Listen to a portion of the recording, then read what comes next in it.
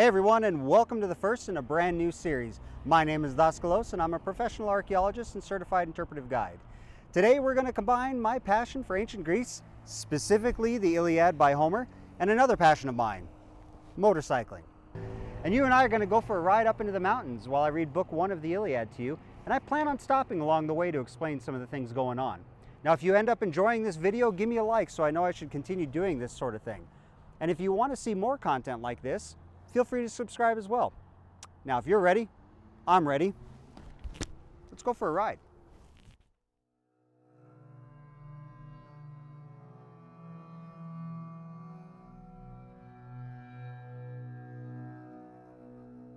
Rage.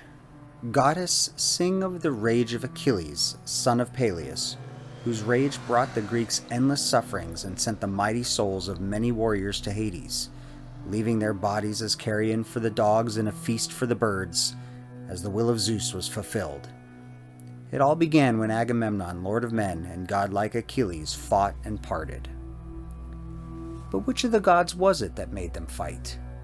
It was Apollo, son of Zeus and Leto, who started the feud because he was furious with Agamemnon for not respecting his priest Chryses. So Apollo inflicted a deadly plague on Agamemnon's army and destroyed his men. Chryses had come to the Greek swift ships to recover his captured daughter. He brought with him an immense ransom and carried the emblems of the archer god Apollo on a golden staff in his hands. He spoke in supplication to the whole Greek army, and most of all its two commanders, Agamemnon and Menelaus, the sons of Atreus. Sons of Atreus and you other Greek men-at-arms, you hope to sack Priam's town and get home in safety. May the gods that live on Olympus grant you your wish. Now respect the archer god Apollo, son of Zeus, accept this ransom, and release my daughter. And all the ranks of Greeks cried out in their assent, respect the priests, accept the shining ransom. But it brought no joy to the heart of Agamemnon. The king dismissed the priests with a brutal order ringing in his ears. Never again, old man, let me catch sight of you by the hollow ships, not loitering now, not slinking back tomorrow. The staff and the wreaths of a god will never save you then. The girl? I won't give up the girl. Long before that, old age will overtake her in my house in Argos, far from her fatherland, slaving back and forth at the loom, forced to share my bed. Now go, don't tempt my wrath, and you may depart alive. So he spoke, and the old man was afraid and did as he was told.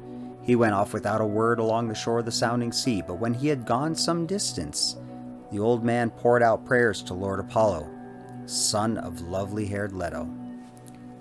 Hear me, Apollo, lord of the silver bow, protector of Chryse and holy Scylla, and mighty ruler over Tenedos.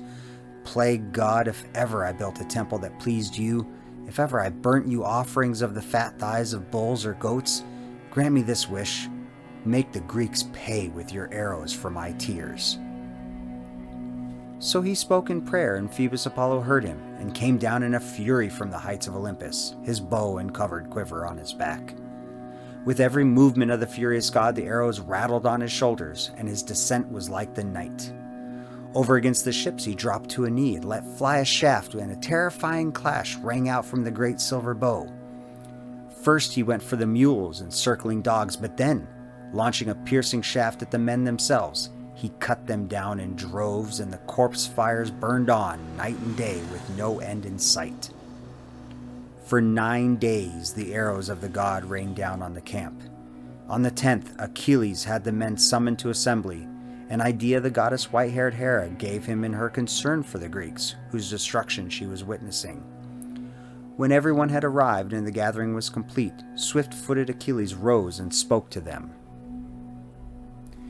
Agamemnon, son of Atreus, with the ravages of the fighting and the plague, I fear the campaign is lost. Soon we will have to sail for home. Come, let us consult some prophet or priest or some interpreter of dreams. Dreams, as you know, are sent by Zeus, someone who will tell us why Apollo rages so. Is he offended at some broken vow or failure in our rites?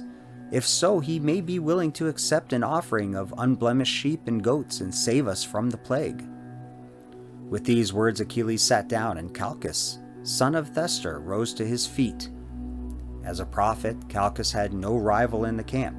Past, present, and future held no secrets from him, and it was his second sight, a gift he owed to Apollo, that had guided the Greek ships to Troy. He had their interests at heart as he rose and addressed them. Achilles, dear to Zeus, you have asked me to explain Apollo's anger, and I will do so. But listen to me and swear an oath you will defend me with all your heart, with words and strength of hand. I ask this of you because I'm about to enrage a man whose authority is great among us and whose word is law to all the Greeks. A mighty king, raging against an inferior, is too strong. Even if the king swallows his anger for the moment, he will still nurse it in his chest until the day that he sends it bursting forth. Consider then, can you guarantee my safety? Swift-footed Achilles replied and said, Put your mind at rest and tell us everything you have learnt from the god. For by Apollo, son of Zeus, the very god to whom you pray, Calchas, when you reveal your prophecies, I swear that as long as I am alive and look on the earth, not one of the Greeks here by the hollow ships will raise a fist against you, not even if that man you mean is Agamemnon, who now claims to be far the best of all. The prophet took heart and said, Apollo has found no fault with any broken vows or failures in our rites. Agamemnon insulted his priest, did not free his daughter, and refused the ransom. That is why Apollo made us suffer, and will continue to do so. He will not release us from this loathsome plague till we give the dark-eyed girl back to her father, without recompense or ransom, and send a sacred offering to the priest town of Chryse. Appease him like that, and we might persuade him to relent. With these words Calchas sat down, and the warrior son of Atreus, ruling Agamemnon, leapt up, enraged. His heart seethed with fury, and his eyes were like flames of fire. With a menacing look, he spoke first to Calchas. Prophet of evil, never have you said a word to my advantage. It's always trouble you revel in predicting. Not once have you delivered a positive prophecy, not once. And now you hold forth as the army's prophet, telling the Greeks that the archer god Apollo is persecuting them because I refused the splendid ransom for the girl Chryseis? And why? Because I wanted to have her at home myself? Indeed, I like her better than my wife Clytemnestra. Chryseis is quite as beautiful and no less clever or skillful with her hands.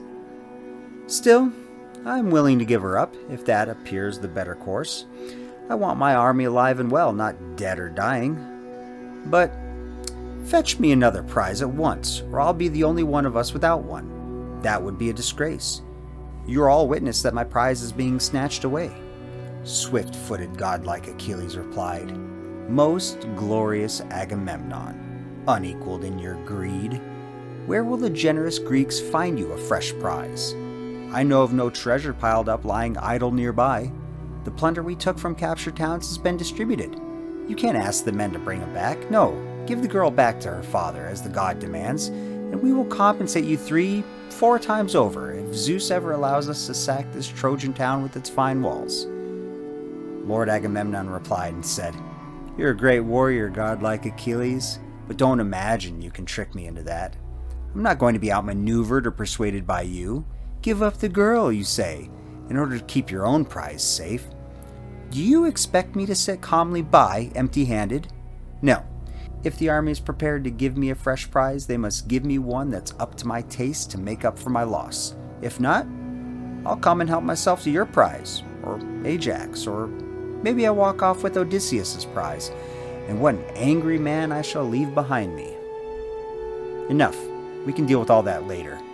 For the moment, let us run a black ship down into the bright sea, carefully select her crew, load the animals for sacrifice, and put the girl herself, fair-cheeked Chryseis, on board. And let some advisor be in charge. Ajax, Idomeneus, godlike Odysseus, or maybe you yourself, Achilles, the most violent man alive, so you can offer the sacrifice for us and calm the god yourself.